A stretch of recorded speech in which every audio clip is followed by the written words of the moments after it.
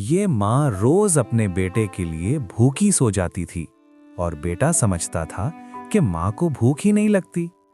मगर जब सच सामने आया तो बहुत देर हो चुकी थी।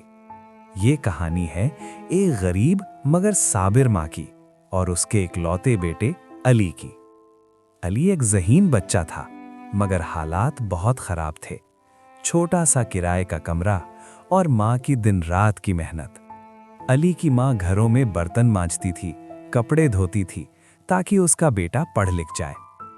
अक्सर ऐसा होता कि एक ही रोटी होती। माँ कहती, बेटा तुम खा लो, मेरा दिल नहीं चाह रहा। और अली खामोशी से रोटी खा लेता। वक्त गुजरता गया, अली बड़ा हो गया, पढ़ाई में आगे निकल गया। मगर माँ दिन ब दिन कमजोर होती गई। एक दिन अली ने गुस्से में कहा, अम्मी आप भी हर वक्त बीमार ही रहती हैं। माँ मुस्कुरा दी, लेकिन उस मुस्कुराहट के पीछे आंखों में आंसू थे। एक दिन माँ काम से वापस आई और अचानक जमीन पर गिर पड़ी।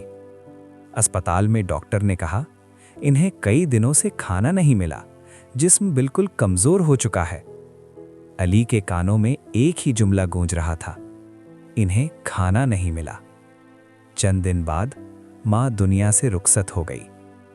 अली ने पढ़ाई मुकम्मल की, बड़ा आदमी बना, मगर हर कामयाबी के साथ एक आंसू भी था। अली आज भी कहता है कि काश मैंने माँ को वक्त पर समझ लिया होता।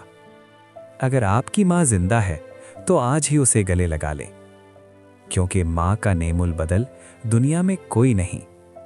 अगर ये कहानी आपके दिल को छू गई हो तो वीडियो को लाइक करें, चैनल को सब्सक्राइब करें और कमेंट में लिखें, माँ दुनिया की सबसे बड़ी नेमत है।